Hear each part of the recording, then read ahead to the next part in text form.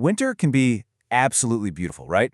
But that beauty can also be really deceptive. It's a tough season, and it doesn't matter if you're just commuting to work or you're actually working outside. Preparation is everything. So in this explainer, we're going to give you the ultimate winter's survival guide to keep you safe when those temperatures really start to drop. Let's dive in. First things first, we've got to understand the real risks. You know, it's so easy to see a gorgeous snowy landscape and get a little complacent.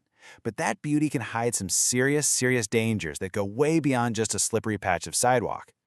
So let's start with the big one, the roads. According to the Department of Transportation, those icy, snowy winter roads lead to more than 192,000 injuries every single year. Just let that sink in.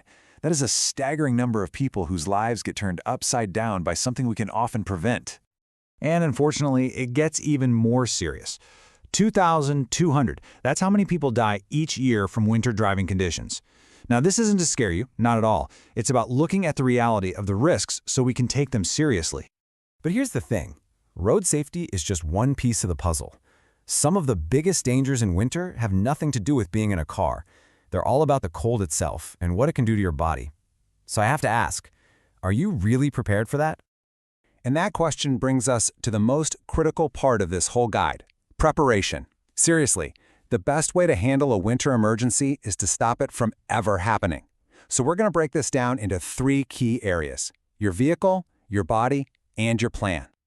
Okay, your car is basically your first line of defense, so let's get it ready. This checklist here covers the absolute must-dos. Keeping your gas tank at least half full helps prevent your fuel line from freezing up. And your tires? You need at least 6/32 of an inch of tread for any decent traction. Of course, make sure your battery, brakes, and all your lights are good to go. Oh, and that emergency kit? It might feel like a pain to put together, but trust me, it could literally save your life. All right, now for part 2, preparing your body.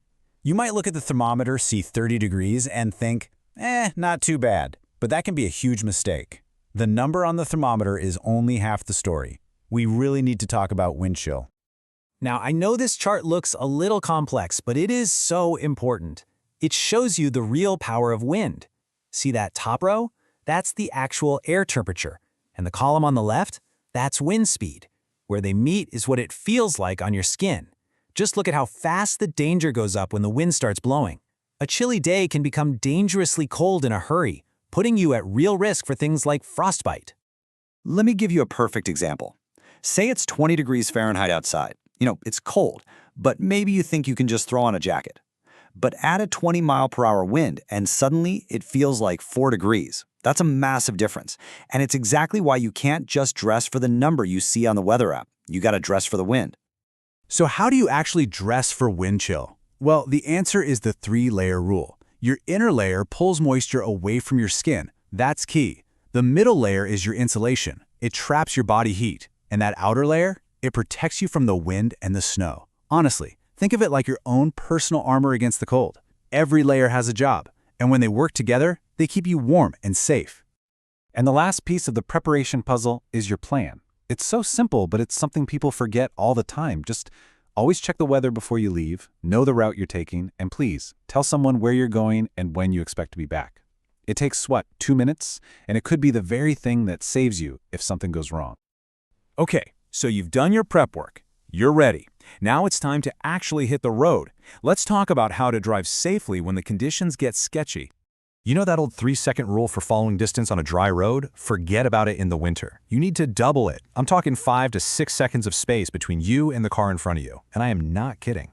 This gives you the time and the space you absolutely need to stop safely on ice or snow. Knowing how your brakes work is also crucial. If you have a newer car with anti-lock brakes or ABS, just remember this: stomp, stay, and steer. You stomp on the brake, stay on it hard, and steer where you want to go. The car does the pulsing for you. But if you have an older car without ABS, you have to be the anti-lock system. You press firmly, and if you feel the wheels lock up, you release just a bit and press again. It's a critical difference that can prevent a serious accident. And now let's talk about winter's sneakiest, most treacherous hazard: black ice. The reason it's so dangerous is you can't see it. It's just a thin glaze of ice that looks exactly like a wet patch on the road. You have to be extra careful on bridges, overpasses, and in shady spots because that's where it loves to form. Okay, here's a super common mistake that gets a lot of people in trouble. You're going around a turn, you hit a patch of ice, and the car starts to slide straight. What's your first instinct? To crank the steering wheel even harder into the turn, right? Do not do that. That's called oversteering. Because when your tires suddenly grab traction again, the car is going to whip around and you will lose all control. The key is to stay calm and make small, smooth adjustments. Okay, let's shift gears a little and talk about staying safe on the job. If your work takes you outside in the winter, you're facing a whole different set of challenges. The risks are there all day, every day, so you have to be extra vigilant. Cold stress is a huge risk for anyone working outdoors. Now, the first sign is usually shivering, but you really need to watch for the more subtle signs, both in yourself and your coworkers. Things like slurred speech, maybe being a little clumsy, or confusion. If you see any of these, that is a major red flag. That person needs to get warm, and they need to do it immediately. And that's exactly why the buddy system is so important on a cold-weathered job site. Here's the scary part about hypothermia. It messes with your judgment. You might not even realize you're in trouble. Your buddy is your lifeline. They're your second set of eyes, looking out for you and making sure you get through the day safely. And here's a tip that might surprise you. Stay hydrated. I know you don't feel as thirsty when it's cold, but it's so easy to get dehydrated, and that actually puts you at a much higher risk for hypothermia.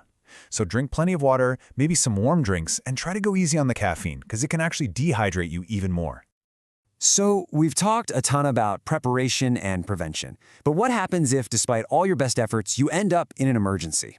Let's quickly go over what to do when things really do go wrong. If you ever get stranded in your car in a storm, the single most important thing to remember is this: stay in your vehicle. It is your best source of shelter. Next, make yourself visible. Tie a brightly colored cloth to your antenna. And this next one is absolutely critical. Make sure your car's exhaust pipe is clear of snow. If that gets blocked, your car can fill with deadly carbon monoxide. And finally, conserve your fuel. Just run the engine and the heater for about 10 minutes every hour to stay warm. We have covered a lot today. Checklists, driving tips, emergency plans, you name it. But honestly, the single best piece of winter safety advice I can possibly give you is also the simplest. If you don't have to go out, just don't. The safest trip you can take in a blizzard is the one you never start. If the weather's bad, stay home.